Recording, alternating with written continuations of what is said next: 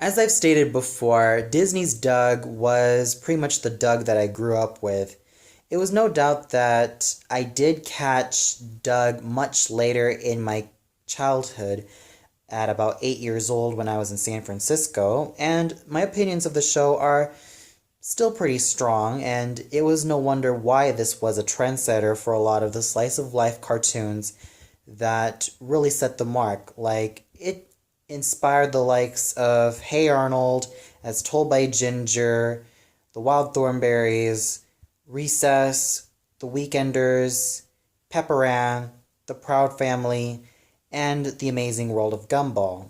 So Doug at the time really was a trendsetter for a lot of these slice of life cartoons, and it really spoke to a lot of kids at the time.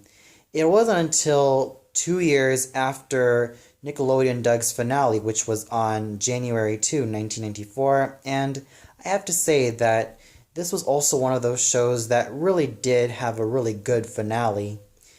And, well, 2 years after that, it was bought by Disney, and on September of 1996, we have the brand Spankin New Doug that aired also for 3 years as well. So it aired from September 7, 1996 up until June 26, 1999, making it air for a good 3 years.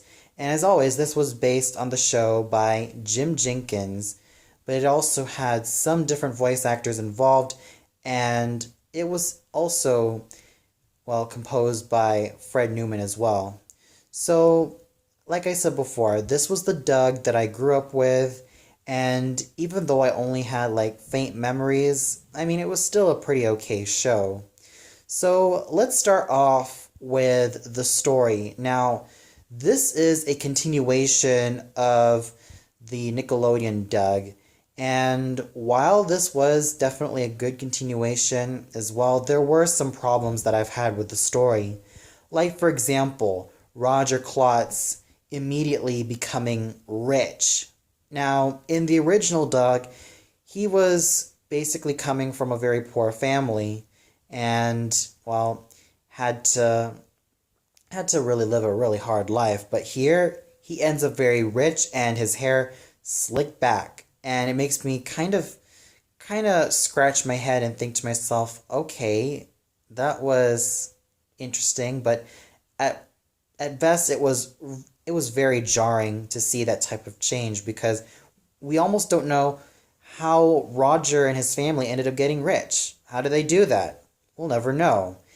And then there was also the thing about Connie also losing weight. Now, I was actually kind of surprised because, like I said, this was the version of Doug that I grew up with. So we also see Connie a lot slimmer, but also wanted to be a rat chick as well.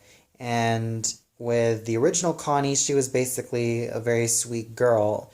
So there were some personality changes and a lot of changes to the show that even make a lot of fans of the original Doug kind of scratch their heads. And sure, there were some changes that were kind of unnecessary, mostly in terms of the characters. But despite that, I mean, this it manages to keep the spirit of the story alive, in which Doug has to go through these trials and tribulations. But sometimes the changes can be kind of jarring, and at best, and even unnecessary at worst. And the animation, well, it still holds up pretty well. And sure, there were people that said that it's not as good as Nickelodeon's Doug animation, but it still manages to be pretty good. Also, another thing that I also like to mention about the story was that I've heard from the Nick's Missile podcast hosted by Patricia that the thing about Jim Jenkins was involving in his time on Nickelodeon was that he felt, and even a lot of the voice actors felt, that in the Nickelodeon version of Doug, there was a lot more creative freedom. Whereas with the Disney's version of Doug, there was a lot more restraint. So that's also why a lot of people don't really seem to care about Disney's Doug as opposed to the original Nickelodeon Doug. And even the animation, though quite good, is it still manages to keep a huge sense of interest, even though there there were some like weird weird skin colors as well that still keep up with the original show. So the animation still holds up very well, and it's still the animation that is what I really care for in the show. The music is, well, it's still pretty good. I mean, the opening to Brand Spankin New Doug had a lot more rhythm, had a lot more beats going to it than the original Doug, which was simple in its execution, but in terms of the music in Disney's Doug, it's a lot more varied, and it's a lot more there. Even though Nickelodeon's Doug was very simple, it still managed to convey the show really well. So in terms of its musical style, Disney's Doug really does a really great job. The characters are still really likable as well. However, I did feel that Dirt Bike, who is the baby sister of Judy and Doug, I felt was a really useless character, and I felt like she shouldn't have existed in the show because she's just there. She's just the character who is a who's just the baby to look really cute. And even though it was a very interesting addition, I thought that it was it was a it was a really unnecessary I thought she was a really unnecessary character to the show because, well, she's just there to look cute and just be adorable.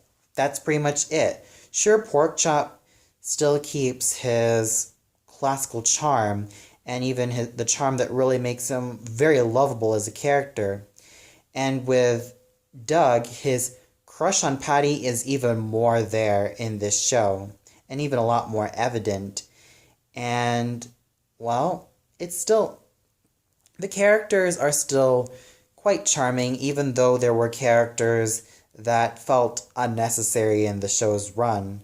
But still, some of the additions are actually quite really good, like Miss Crystal. Even though there's nothing deep about her character, she's at least enjoyable. I mean, she is very enjoyable for the fact that she is an English teacher who happens to love dressing up in different costumes and loves to really like dress up in different costumes and really play as the characters in the novels that she's talking about.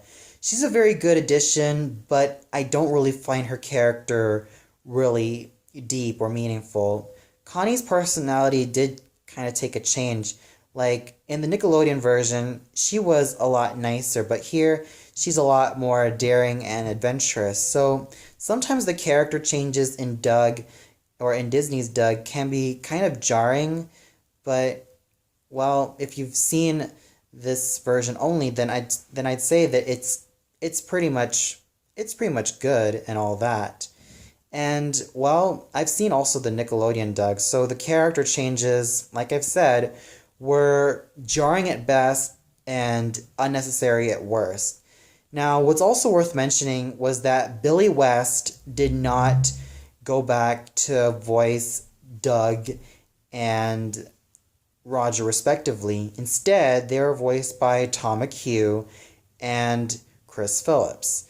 Now, I did feel that Tom McHugh did a really decent job in voicing Doug, but what really made Billy West a very memorable Doug was that he was also very versatile. He was the Doug that a lot of people grew up with, and what's also worth mentioning was that he was a very versatile voice actor who can voice a lot of different characters.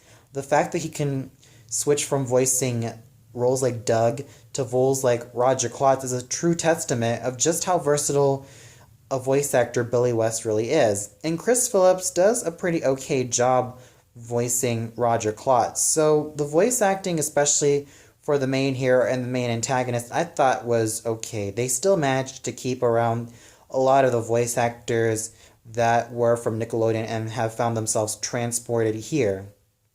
So overall, looking back at Disney's Doug, I have to say it's an okay show.